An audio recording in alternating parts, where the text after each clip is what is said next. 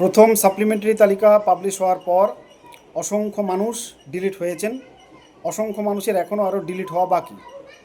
এবার যারা ডিলিট হয়েছেন ওনাদের ট্রাইব্যুনালে আবেদন করতে হবে।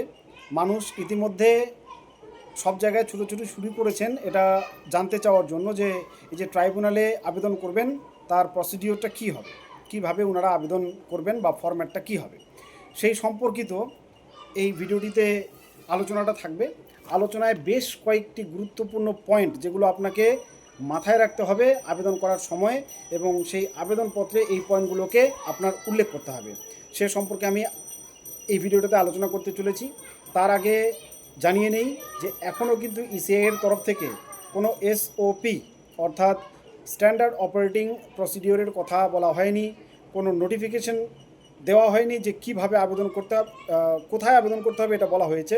কিভাবে আপনি আবেদনটা লিখবেন বা ফরম্যাট কী হবে এ সম্পর্কে ইসিআই এখনও স্পষ্ট বলেনি।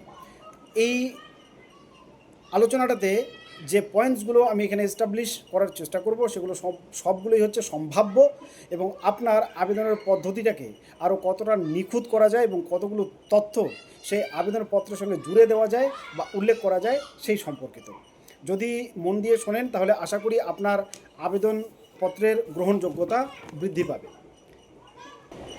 ট্রাইব্যুনালে আবেদন করছেন মানেই আপনি কিন্তু ডিলিট হয়েছেন। এবার প্রথমেই এজন্য আপনাকে যেটা জানতে হবে সেটা হচ্ছে ডিলিটের কারণটা কী।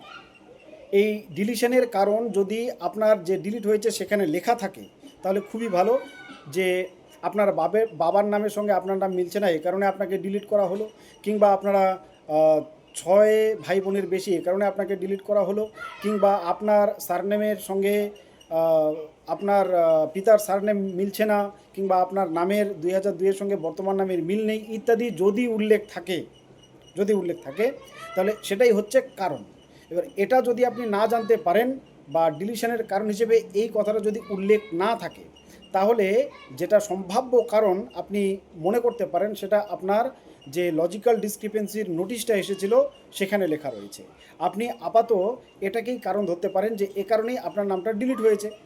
লজিক্যাল ডিসক্রিপেন্সির যে নোটিশটা আপনার এসেছিল সেখানে ডিসক্রিপেন্সির কারণটা উল্লেখ ছিল কী কারণে, তাহলে সেটাকেই আপনি কারণ ধরবেন, ধরার পর এগোবেন।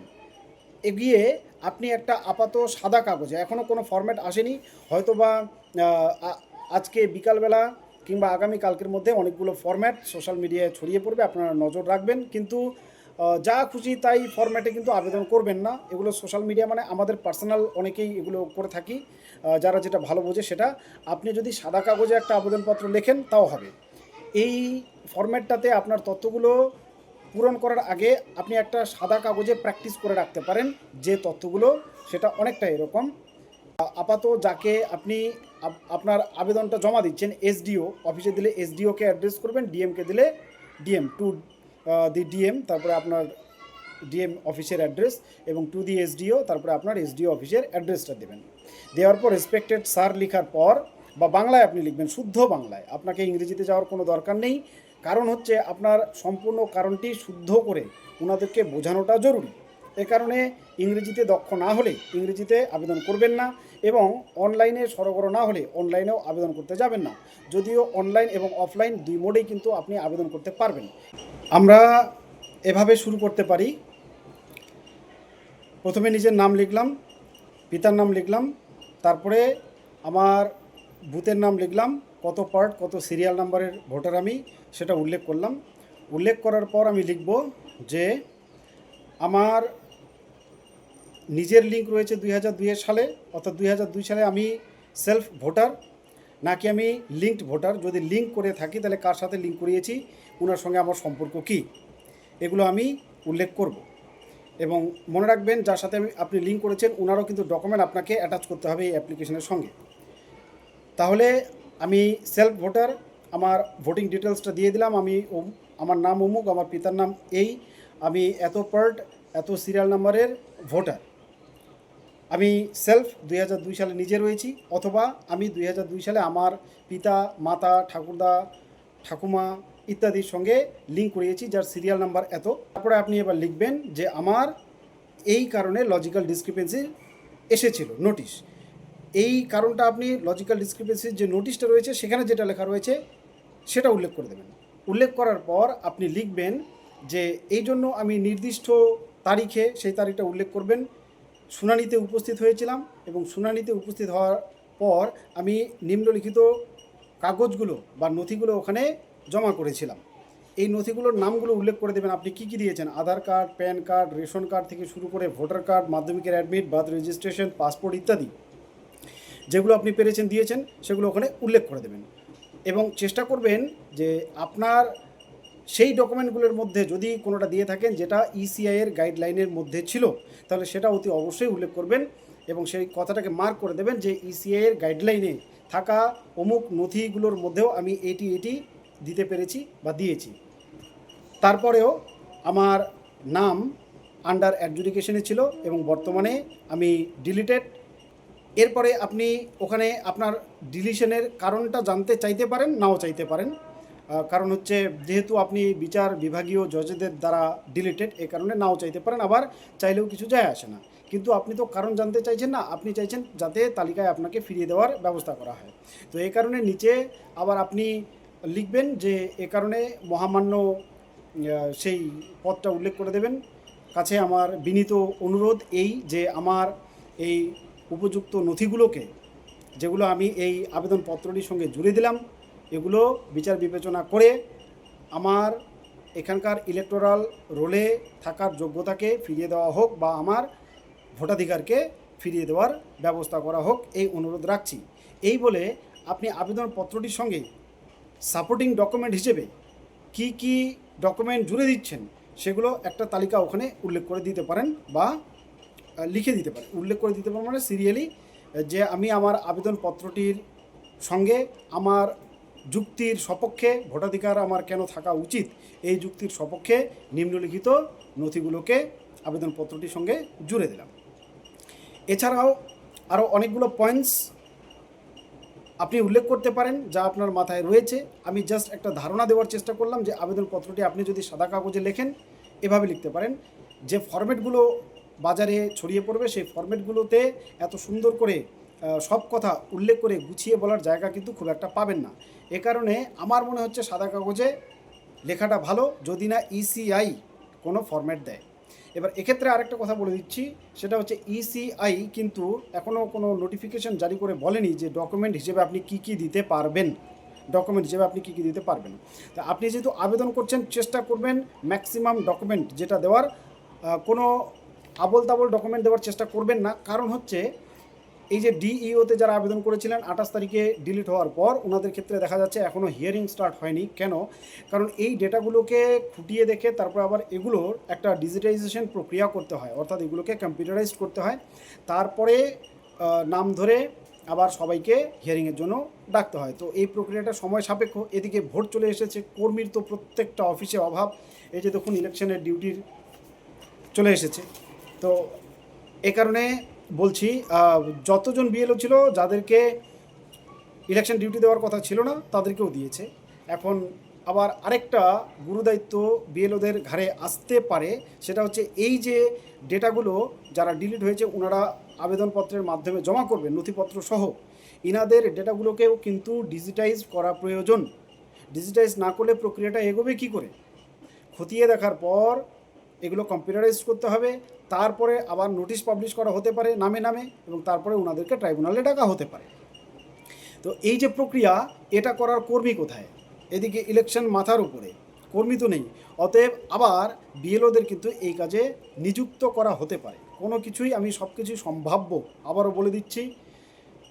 বিএলওদের অ্যাপ আবার খুলতে পারে এবং সেখানে নতুন এই ডিজিটাইজেশনের অপশন আসতে পারে।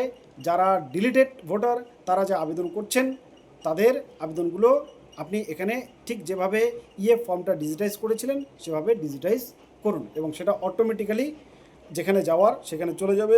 তারপর যে ডিটেলস ওখানে নথিভুক্ত হলো সেই ডিটেলসের উপরে বেস করে যে ব্যক্তি আবেদন করলো ওনার নামে ডাক আসবে বা চিঠি আসবে। সেটা হতে পারে, আমি আগেই বলেছি, থ্রু লিস্ট বা থ্রু বিএলও অথবা থ্রু এসএমএস কিংবা ফোন কলস, যে কোনো মারফত হতে পারে। আবার কোনো নোটিশ দিয়ে ইসিআই সরাসরি জানিয়ে দিতে পারে যে অমুক অমুক বিধানসভা এলাকার ভোটারদের অমুক তারিখে শুনানি আছে, ওনাদেরকে সবাইকে উপস্থিত থাকতে সেখানে বলা হতে পারে। এই ক্ষেত্রে একটা গুরুত্বপূর্ণ কথা মনে রাখবেন, যখন আপনি আবেদনের শুরুতে আপনার লজিক্যাল ডিসক্রিপেন্সির যে কারণে লজিক্যাল ডিসক্রিপেন্সি নোটিশ এসেছিল, সেখানে যে কারণটা লেখা আছে তার পরিপ্রেক্ষিতে আপনি যে নথিগুলো জমা করেছিলেন, এই নথিগুলোতে যে মিসম্যাচ আছে সেটা তখন উল্লেখ থাকবে, বা আপনি নিজেই তো উল্লেখ করবেন। এই উল্লেখ করার পর আপনার যদি পুরনো কোনো এফিডেভিট করা থাকে কিংবা কোনো গ্যাজেট নোটিফিকেশন করা থাকে, সেটা কিন্তু আপনি এখানে উল্লেখ করতে পারেন যে আমার এই মিসম্যাচ ছিল, যার জন্য আমি অমুক তারিখে বা অমুক সালে অমুক কোড এফিডেভিট বা অমুক গ্যাজেট, সেটা কলকাতা গ্যাজেট কিংবা সেন্ট্রালাইজ যে গ্যাজেট হয় সেন্ট্রাল গ্যাজেট, এটা আমি পাবলিশ করিয়েছিলাম, যার একটা কপি আমি এই আবেদনের সঙ্গে জুড়ে দিচ্ছি। এটাও কিন্তু আপনি উল্লেখ করতে পারেন একদম শুরুর দিকে, যখন আপনি কারণটা উল্লেখ করছেন যে এই কারণে আপনার লজিক্যাল ডিসক্রিপেন্সির নোটিশ এসেছিল এবং কারণটা তো সত্য, এবং সেই লজিক্যাল ডিসক্রিপেন্সি থাকার দরুন আপনি কিন্তু পরবর্তীতে এই স্টেপগুলো নিয়েছিলেন, বা এই এফিডেভিটের বলে আপনি এই ডকুমেন্টটাকে সংশোধন করিয়েছিলেন, সেগুলোও কিন্তু আপনি উল্লেখ করতে পারেন। এই পয়েন্টসগুলোকে ভুলে যাবেন না। কিন্তু যাদের 6 জনের বেশি প্রজেনি লিঙ্কেজ প্রবলেম কিংবা বয়সজনিত কারণের জন্য ডিলিট হয়েছে, এগুলো হয়েছে কিনা, মানে সেই কারণেই ডিলিট হয়েছে কিনা এটা তো এখনই বলা যাবে না। ওই ডিলিটের কারণটা যদি লেখা থাকে যে আপনারা 6 ভাই বোনের বেশি কিংবা আপনার বয়স আপনার পিতা থেকে মাতা থেকে 15 বছরের কম, এই কারণে ডিলিট করা হলো, এরকম যদি লেখা থাকে তাহলে বলা যেতে পারে যে আসলে তাহলে কি আমরা লিখব, তাহলে লিখতে পারি আমরা যে আসলে কোনো বার্থ প্রুফ নেই তখনকার দিনে, যাদের বার্থ প্রুফ নেই। তো বার্থ প্রুফ না থাকার দরুন যে বয়সটা এপিক কার্ডে উঠে এসেছে সেটা একটা আনুমানিক বয়স, যার দরুন এই বয়সের ফারাকটা পরিলক্ষিত হচ্ছে। এরকম কোনো স্ট্রং ডকুমেন্ট নেই যেটা দিয়ে এটা প্রমাণ করা যাবে যে আমার মায়ের সঙ্গে বা আমার বাবার সঙ্গে আমার বয়সের পার্থক্য 15 বছরের কম, একমাত্র বায়োলজিক্যাল টেস্ট ছাড়া। এই যে শেষের কথাটা বললাম, বায়োলজিক্যাল যে টেস্ট মানে ডিএনএ টেস্ট, এগুলো তো অনুমোদিত নয়, এগুলো জাস্ট আপনাদের শোনানোর জন্য বললাম। আপনি আগের কথাটাকে লিখতে পারেন যে এরকম কোনো স্ট্যান্ডার্ড মেজার কিন্তু নেই যেটা দিয়ে বলা যাবে, যেহেতু বার্থ সার্টিফিকেট বা ডেট অফ বার্থ প্রুফ নেই কারো, আমারও নেই, মারও নেই, কিংবা আমার থাকলে মা বাবার নেই, অতএব এটা বলা যাচ্ছে না যে 15 বছরের ওনাদের থেকে আমার বয়সটা কম। তবে আবারও ডিক্লেয়ার করছি আমি এই কথাটা যে বয়সজনিত কারণে বা প্রজনী 6 জনের বেশি সংক্রান্ত কারণে ডিলিট হয়েছে কিনা এটা নিয়ে কিন্তু সন্দেহ আছে, এবং এটা যদি কারো ডিলিশনের কারণে লেখা থাকে তাহলে দয়া করে একটু জানাবেন প্রমাণসহ। আরও কিছু গুরুত্বপূর্ণ তথ্য আজকে দেওয়ার ছিল, চেষ্টা করব পরের ভিডিওতে দেওয়ার, এবং পরবর্তীতে আরও এই আবেদন সংক্রান্ত যদি আপডেট পাই আমি অতি দ্রুত আপনাদের সামনে নিয়ে আসব।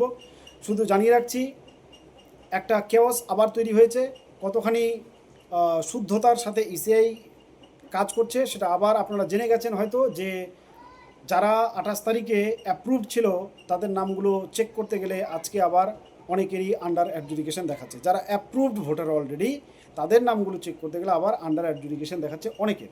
এর মধ্যে বিখ্যাত কয়েকটি নাম আমি বলে দিচ্ছি। অভিষেক ব্যানার্জি আমাদের বর্তমান একজন পরিচিত মুখ রাজনীতির, এবং শুভেন্দু অধিকারী যে আছে ওনার নাম আবার নট ফাউন্ড দেখাচ্ছে। আমার কাছে প্রমাণ আছে, আপনারা চাইলে আমি পরের ভিডিওতে প্রমাণসহ এসে উপস্থিত হচ্ছি, কিন্তু পরের ভিডিওটাতে আমার মেইন ফোকাস থাকবে আবার এই ট্রাইব্যুনালে আবেদন পদ্ধতি। যে কথাগুলো বললাম আশা করি এগুলো যদি ফলো করেন তাহলে কিন্তু আপনার আবেদন স্ট্রং হবে। আরও এখানে কোনো সংযোজন করা যায় কি না সেটার জন্য পরবর্তী ভিডিওটাতে পেতে চ্যানেলটির সঙ্গে জুড়ে থাকুন। ধন্যবাদ।